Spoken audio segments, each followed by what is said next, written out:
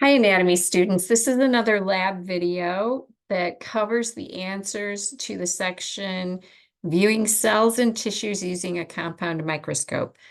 Under section 1, the generalized cell structures, you should be able to recognize using a microscope or looking at slides, pictures of slides, which are called photomicrographs. Um, Include, for right now, you should be able to find the cell membrane, which is just the outer boundary of the cell. This is a generalized cell from APR. It's just a picture. This is not one that, this is not how you would see it under the microscope. You would actually see it more like my picture down here, which is, some epithelial tissue right at the top there. But know that the outer boundary is the cell membrane. The nucleus can be seen under the microscope. For most cells, if they do have a nucleus, it'll be maybe oval or round in shape. It might be kind of squashed. Depends on the shape of the cell, really. But the nucleus contains the DNA, and it's generally in the center of the cell for most cells. Cilia, this is an organelle that looks like hairs on the surface of a cell. And cilia are projecting off of the apical surface of a cell, and they are motile, and they increase the surface area of the cell. So we're going to go through some of these terms under the section epithelial and connective tissue. Section A, epithelial cells and associated structures. So the first term is asking you to give the name for epithelial cells that are flat, and that term is squamous, and some people pronounce it squamous. Either one is fine. Squamous cells are flat. Cube-shaped cells are called cuboidal cells. So cuboidal epithelial cells are cube-shaped. Cells that are tall and narrow are called columnar cells. So there are three different shapes to epithelial cells: squamous, cuboidal, and columnar. If you're looking at the number of cell layers, because epithelial cells are packed tightly together, if they form a single layer, we call that a simple epithelium. So if you saw a single layer of cuboidal cells all packed together in a single row, you would call that simple cuboidal epithelium. If you have multiple layers, that term is stratified epithelia. So stratified epithelia has more than one cell layer. So for example, if you had a whole bunch of squamous cells stacked on top of each other, and you were looking at that, you would call that stratified squamous epithelium. So we use these two criteria to name epithelial tissues. And so you find out whether it's, a single layer or more than that. So that determines whether it's going to be simple or stratified. And then you look at the cell shape throughout. So if it's flat, you're going to name it squamous epithelium. If it's cube-shaped, you're going to call it cuboidal. If it's tall and narrow, you're going to call it columnar. The lumen is the space inside a hollow organ, and it looks white. So when you're looking at epithelial tissue, you'll see the lumen or the white space inside the hollow organ. The basement membrane, or excuse me, the apical surface is the side of the cell that is up against the lumen. So it's important to know that, because that's where you'll find things like cilia. If a cell has cilia, it will be on its apical surface. And then the basement membrane anchors the cells to the underlying tissue. Now I'm going to show you some pictures of these, because here we just have words, but let's kind of take a look at all these different examples. I'm looking at this picture on the left. At the very top of this slide, this is embryonic tissue.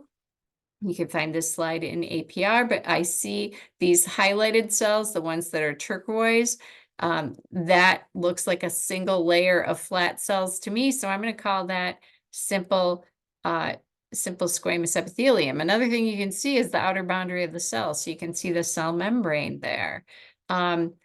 Here is another example of epithelium in the lower right, and you can see the cilia. So see the hair-like projections off of this epithelium, and see the darkly stained nuclei. So you can see the nucleus here. This nucleus is kind of oval shaped because it's in this tall, narrow cell. And I put a neuron in here just because, you know, you can see the nucleus and the dark stained structure is the nucleolus. So if you, you know, are talking about the nucleolus or studying that for a lecture, which you should be, that's that structure right there. And then down here, you have a nice single layer of cuboidal epithelium. So that's simple cuboidal epithelium in the lower left there. So there's a squamous cell and there's a cuboidal cell. And in the middle, you've got a columnar cell. And then we'll look at cell layers on the next slide. So here are the cell layers. In the left photomicrograph and the middle photomicrograph, we can see a lumen on the left. We can see the turquoise line is indicating where the basement membrane is. This is simple columnar epithelium that's found in the intestine.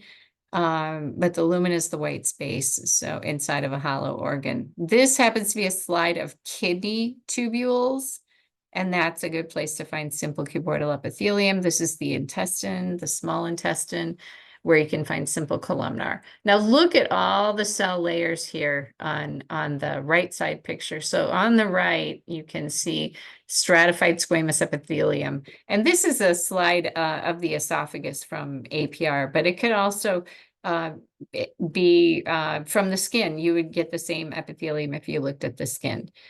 So here I'm outlining where the apical surface of the cell is. Remember, it's by the white space. So you look for the white space so you can find the apical surface and the lumen together. And then the basement membrane is going to be on the opposite side of all the cells. So I have the basement membrane indicated in all three tissues.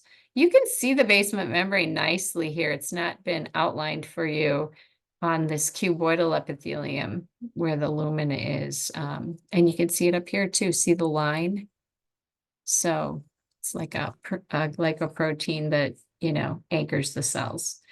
Connective tissue cell types is the last section on this page. And so you want to know the scientific term for the different types of connective tissue cells, like fat cells are called adipocytes.